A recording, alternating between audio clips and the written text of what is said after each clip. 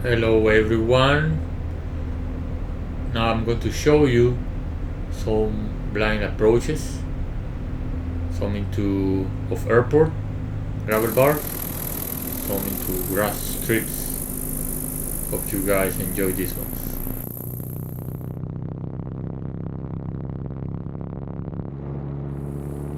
Here I am flying the Cessna 170B into a gravel bar. I'm following the river. We have some trees that obscure my vision, so it's going to be a blind approach into a left turn at slow speed to land in the gravel bar.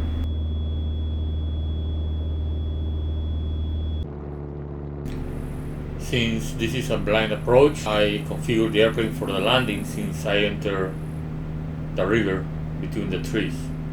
So that way I just concentrate on my approach. I am not doing final correction at slow speed with a blind turn.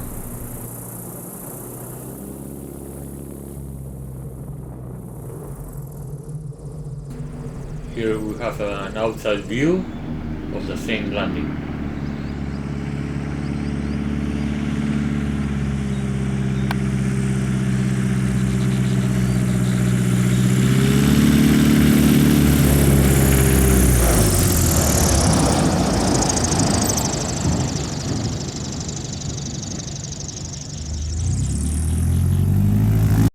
Of course, before doing all these landings, I am flying high and look for my route, what route I'm going to take for the approach and for the landing.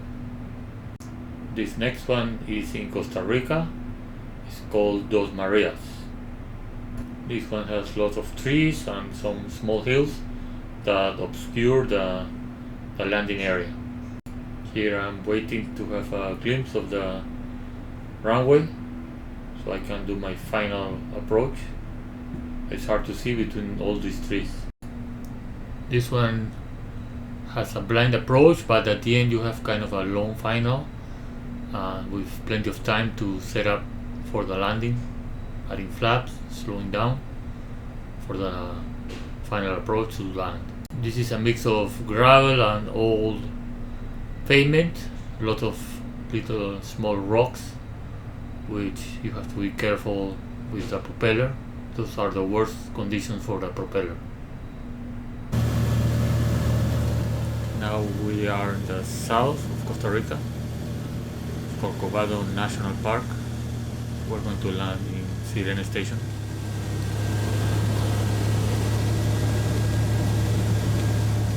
This is a really challenging approach and also landing.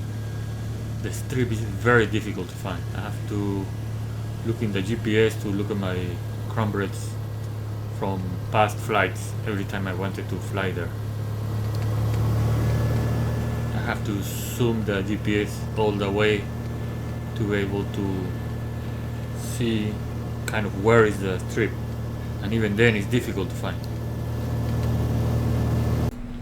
For me, one of the biggest challenges when coming to this airstrip is to find it. It's dense jungle and very thick, and it's so difficult to find. I always look at the GPS. I zoom all the way from my flights I've done before, and that has been the best way for me to find it. This is the kind of airstrip that you have to set up the airplane way in advance, because I will see the airstrip just at the last minute. Since the airstrip is very narrow, very short, very rough, and you have very tall trees, I'm coming slow and just ready for the landing. Something that helps in this area is that hardly ever we have any wind, and if we have any wind at all, it's coming from the ocean, so it's a headwind, and that will help. During the whole approach you have been seeing, I've been looking for the landing area, and so far I have a rough idea, but I have not found it. You will see as soon as I find it, I will be landing. This is the rainforest, very thick jungle. I can see a gap in the trees, which tells me that the landing area might be there. So I approach that area. So this is a really blind approach. You don't see the landing area until the last moment. So I come already very slow speed with full flaps, a little bit of power, and try to make a very smooth landing because the surface is very rough and this is very narrow. You have to hit it on the tire tracks. This is another extreme blind approach. This is a gravel bar in Washington. We call it Dogleg.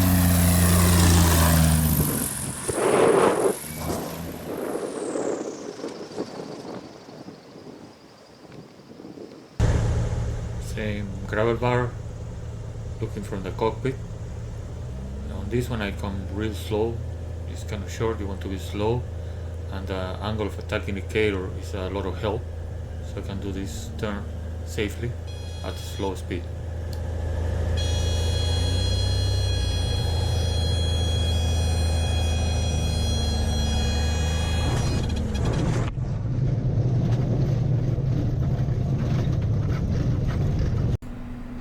This is a shot from a drone following the 182. For the 182, this is a challenging landing. You have to slow down, make the turn for the landing, full flaps, some power. Is a lot easier to do in the Cessna 170B because you can approach at 10 miles an hour slower speed. This is an approach to Lower Loon in Idaho.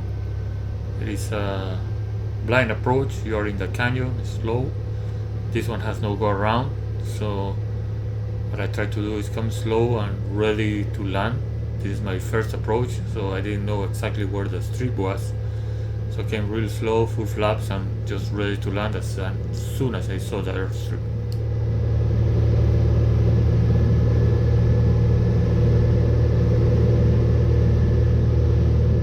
The strip is about 1200 feet and we have density altitude. So I want to be slow, hit the spot, I need to touch down, and no floating.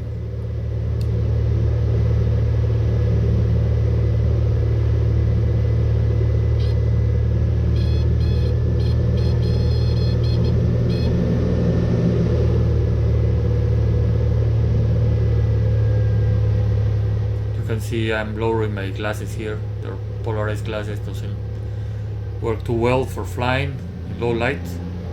Once I changed to Method 7 glasses, it was much better. They're perfect for flying in all kinds of lights.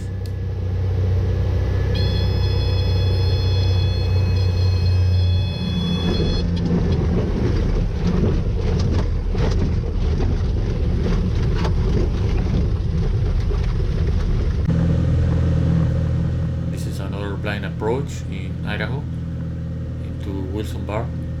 This one you have a go around, so if you are kind of fast or too high, you can continue following the river and take your way out. In that case, it's not as extreme as Lower Loon. During this approach, I already set up my airplane for the landing with full flaps. I put the trim all the way back, come with a bit of power, so I'm ready for the landing, and I don't have to make last minute adjustments or decisions.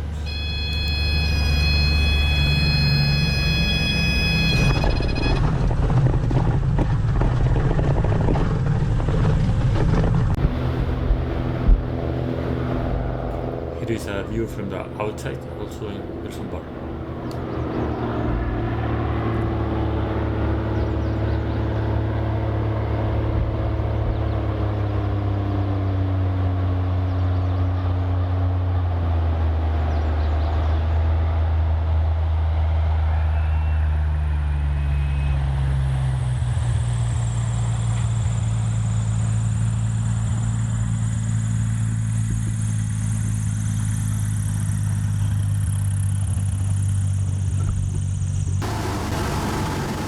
An approach to a gravel bar in the Snoqualmie.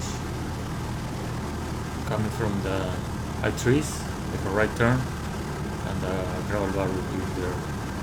It's kind of a blind approach at the beginning, and then you have about 300 yards for straight in final. On all these land approaches, I already have the airplane configured for landing. Gravel bar landings have their challenges, especially the surface. You are never 100% sure it is smooth. It might be some hidden big rock or a hidden wall, so you have to be careful. Something nice about the gravel bar landings is that most of the time you have a nice go around. In the Cessna 170B it's a lot easier than the 182 because you have 31-inch tires and you don't have to worry about the nose gear. This next airstrip is in Washington State, Tieton.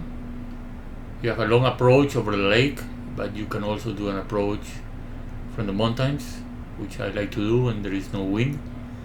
It's a little more challenging, and in case you have a go around, you have a very easy go around. So for blind approaches, the first idea is to fly over the landing area. Make sure you plan your route and then configure the airplane way in advance at slow speed for the landing, so you don't do final changes. That way it will make it easier and safer for the landing. Many times when I have landed here, there are plenty of cows on the grass on the landing area, so also it's convenient if you do this approach, you can go around easy. Hope you guys enjoyed this video, and if you want to support Backcountry 182 YouTube channel, please join me on Patreon. Thanks for watching. Just follow the instructions on the next